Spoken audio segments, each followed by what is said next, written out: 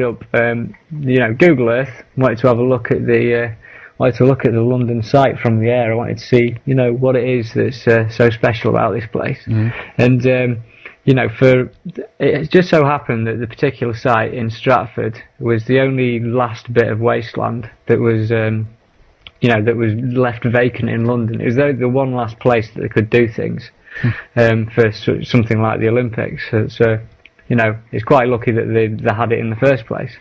And what I noticed was I started looking at the actual street plan of this place, and to go through it, you've got a number of roads that circle the site, and the first road is a road called the Eastern Cross Route. The East Cross Route, which is a reference to the Eastern Cross. The Eastern Cross is an Orthodox cross, and it's a modified version of the Patriarchal cross. It's got two smaller cross beams across the side. The next road down, you've got Carpenter's Road, which encircles the site. Carpenter, who was a carpenter? Oh, good old Joseph. Yeah, he was of course. A carpenter, wasn't he? Yeah. Next road down, you've got a road called the Great Eastern Road. And obviously when you refer to something as the Great Eastern, it's obviously like the Great Eastern Star. So you look into the Great Eastern Star, it turns out that the Order of the Eastern Star is the largest fraternal organisation in the world that both men and women can join, and it was founded by someone highly connected with the Freemasons, and their symbol is the pentagram. So this is the next road down. Yeah. Moving on around the Olympic site. If you envisage we're encapsulating the whole Olympic site here, the next road along is Angel Lane. And obviously the famous angel is the Angel Gabriel. So we've got Angel Lane here. Next road along, we've got Temple Mills Lane. Temple Mills, where the water mills belong to the Knights Templar. Yeah. So another connection there. The Knights Templar were the poor fellow soldiers of Christ in the Temple of Solomon. And then encapsulating all of this is Church Road. It's obviously another biblical road name. Yeah. So all the way around the Olympics 2012 site, which you could call Zion if you go with the logo, is biblical road names surrounding the whole site. There's not one road name that's not biblical. So you start looking at that and you think, what the hell is going on? Because this site was supposedly a fluke that they found this, and what we're looking at is something that is clearly quite well planned. So if you move into, like, for instance, there's one road here that's called is the East Cross Route is called the A12. It's another road name for it. And if I move into, say, for instance, hieroglyphics for a start, hieroglyphics back in the days of ancient Egypt, they were seen as talismans, in that a particular hieroglyphic didn't mean like one letter, like a H. It meant a multitude of emotions. It meant a multitude of meanings. And it basically, it drew in the powers of the stars. That's what a hieroglyph was. It was a talisman. Yeah. It wasn't a direct translation. So, like, for instance, when they do a direct translation of the Rosetta Stone, you can't translate hieroglyphics into H, A's and Z's and stuff like that. Do you know what I mean? Sure. So basically, if you think of this idea of hieroglyphics as talismans, power of the stars embedded in this symbol, if you want to call it that, and then everyone assumes that the English language moved on from that, and that our letters just meant letters, just to spell words out, and that there weren't symbols at all. But the fact is that if you look into the idea that the power control in Egypt never died out, and they've been endemic to the power structure from the very start, the letters on the English alphabet are just as much hieroglyphs as the hieroglyphics were, the talismans.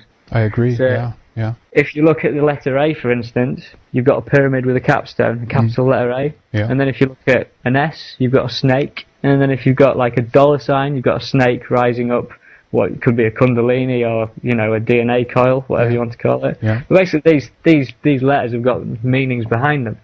And so this main road that cuts through the Olympics 2012 site, which is called the East Cross Road, is also known as the A12 Road.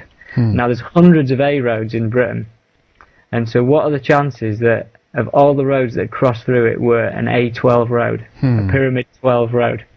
Do you see where I'm coming from with it? Oh, yeah, absolutely. Very interesting.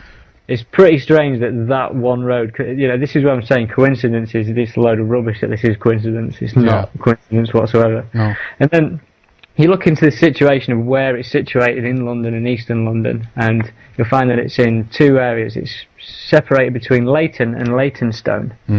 And I don't know if you're aware of what a ley line is, but basically, of course, yeah. Yeah, if you look into this, the Olympic site is bang on where 2 ley lines cross over. So we're on about something that's connected to the energy grid of, the world, like the lifeblood of the earth, if you want to call it that. Nice. Interestingly enough, before when we commenced work on the Olympics 2012 site as well, I mean, I got this information off a chap on a message board, but he basically said that they'd organised a massive rave on the Olympic 2012 site, in which no doubt there's a lot of government-sponsored drugs out there and a lot of energy being given off. And if you think about these energy lines, and they're inviting people to have raves on these sites, alongside holding some of the biggest competitions in the world ever, think about what's happening with all that energy. Where is that going? It's probably being fed into the system somewhere, and I think that's. I mean, there's a lot of for instance, as far as UFOs are concerned and stuff like that. If you look into UFO sightings and stuff, a lot of them can be attributed to being near ley lines and stuff. Because obviously, a UFO isn't necessarily something that's definitely fixed in our particular 3D world. Something that could be obviously of another dimension of sorts. Yeah. But basically, you've got this Zion street map that's fully biblical in every way, and you then decide. Well, I decided to pick up the Bible. I don't normally pick up the Bible. I'm not that type of person, but basically picked up and went to the book of Mark, and I decided to go to the chapter 11, verse 11. The old 11:11. Yeah. We got this passage here. Then Jesus went into Jerusalem and into the temple and looked around at everything. Since it was already late, he went out with his 12 disciples to Bethany. So we've got a mention of Jesus entering Jerusalem. Yeah. Which is obviously Zion's the New Jerusalem. And it says that since it was already late, he went out with his 12 disciples to Bethany. Right next to the Olympics 2012 site, down a Roman road, is a place called Bethnal Green. Right next to the Olympics 2012 site, down a Roman road, is a place called Bethnal Green. Bethnal Green, Bethany, sounds the same, pretty close, not too far off. Yeah. Bethnal Green is 3.3 miles, 33 degree Masons and everything, 3.3 miles from Charing Cross, the centre of London. Yeah. So symbolic again, numerology and everything that goes with it. Of course, I don't know if you've heard, but if we look at the research of Ralph Ellis, he talks that Mary Magdalene might have been Mary of Bethany. There's a whole connection between Bethany and the family of Jesus, if you will, or Interesting. Yeah, well, I mean, with the whole idea of the Dan Brown bloodline and the Priory of Sion and stuff like that. Yeah. That's I mean, I'll get onto that shortly, but that's all part of the plan. That's all part of what's intended here. They wanted to unseat the public with the idea that there's a lost bloodline of Jesus Christ. Yeah. Which is, pretty scary. To top it off, but on a funny note, have you heard of EastEnders before? Come again? Say it again. EastEnders, the English soap opera. No, I have not. No. No, right. It's a popular thing that most of I'd say 90% of the population probably watch it. Unfortunately, really? It's those typical soap operas, and if you watch the intro sequence to that. Basically, behind the EastEnders logo, where on this intro sequence, is the Olympics 2012 site. So basically, this thing that's making everyone forget about what's going on around them, that's distracting them, providing them with rubbish stories and terrible plot lines and everything, stopping people from thinking, is symbolically showing this area on the TV screen every night of the week. Interesting. Quite weird. Interesting. Yeah. So, I mean, now I can get onto. I think I've set a good standing for this whole idea of Zion and this biblical event of sorts. You know what I think we should do like this, Rik. I think that we should take a break right here, actually, because this has been basically an hour-long preface here, and obviously I've got tons of questions and comments, but I definitely want to just let you kind of lay out what you have here, so to speak, and see where this leads us. So I'm going to ask you, Rik, to just basically continue on the trail that you ended in our first segment, if you will. Okay. Right, well, obviously we've laid out a ground plan with a street map of, the Zion Olympics in 2012, like biblical road names left, right and centre, symbology and symbols and everything, it's all over the place. So I sat down and I started thinking to myself, so what is going to happen? Obviously this is something that's clearly been in the the making for. I mean, I'd presume that those roads have been named them roads for over 100 years, because the street map hasn't changed in that time. And so what I started looking into was the idea of the Trinity, because obviously the pyramid numerology and everything gets involved in all of this, and you know, obviously I think there's a lot to be answered for in there. And so obviously the precession of the equinoxes is a 26,000 year cycle, in which a roughly 26,000 year cycle, and takes just over 2,000 years to transition into a new age. Obviously 26,000 years through 12 signs of the zodiac, and that's about 2,100 for a new age. And obviously with the dawn of Christianity under Jesus, we entered the age of Pisces, which was symbolised by a fish. And prior to that, under the age of Aries, we were symbolically represented with Moses and his ram's horn. So, you know, and we're reportedly moving into the 11th astrological sign of Aquarius, which is the water bearer. And so you start looking into religion as a whole, and you realise that every time that there's, you know, one of these kind of you know, transition of the ages, if you want to call it that. There's almost like a new Trinity event, which finds itself, you know, radically shaping the landscape. So, for instance, the last Trinity event we had essentially was the Jesus, Joseph, and Mary, who had been touched by the angel Gabriel Trinity. And obviously, in Christianity as a whole, you've got the Holy Trinity, which is the Father, the Son, and the Holy Spirit, which is symbolic again for the angel Gabriel. Hindu religion, we've got Brahma, Vishnu, and Shiva. The Jewish Trinity, which essentially not as personified, but was Moses, Ark of the Covenant, and the Temple. And then obviously moving into the human body, we've got the spirit, body, and soul. You know, we've got it all. But the fundamental Trinity of the ages, like that started it all, was the Osiris, Isis, and Horus connection. Obviously Osiris and Isis, mother and father, giving birth to Horus, who was essentially personified, and it was the sun.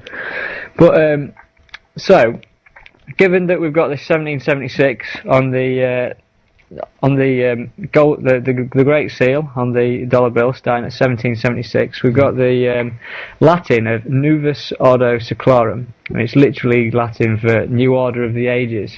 So it's not New World Order, it's New World Order of the Ages. So it's obviously insinuating it's to do with the transition of the equinox, of the ages moving into the sign of Aquarius.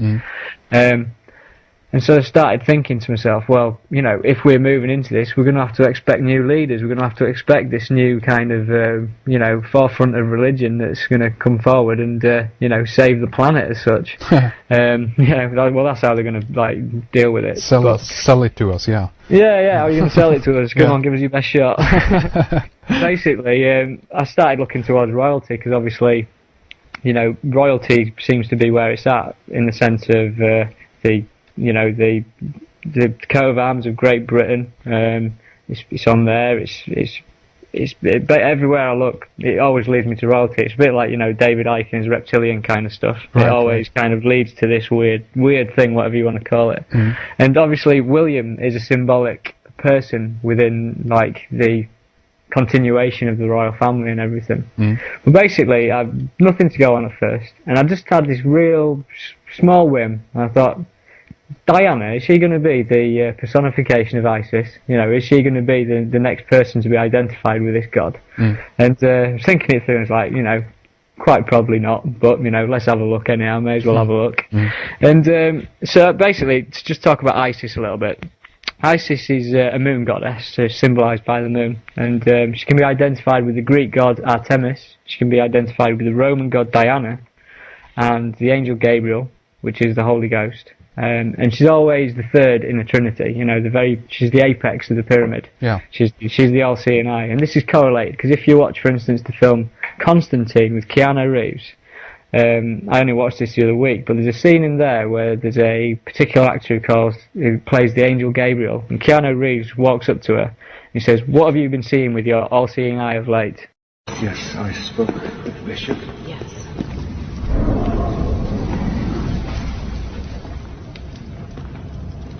I know what you want, son. Still keeping your all-seeing eye on me. flattered. Right? No one would pick up on that unless you knew what, you know, if you read this stuff, but it was there. Yeah. You know, there was obviously the connection between the all-seeing eye and the angel Gabriel. Yeah. So, out comes Google, as it does, and I started doing a search for Princess Diana and Isis. So the first thing I stumbled across, Princess Diana's perfume, her official perfume, is called Isis. So, it's like, quite a good connection for a start. She's only got one official perfume and it's called Isis.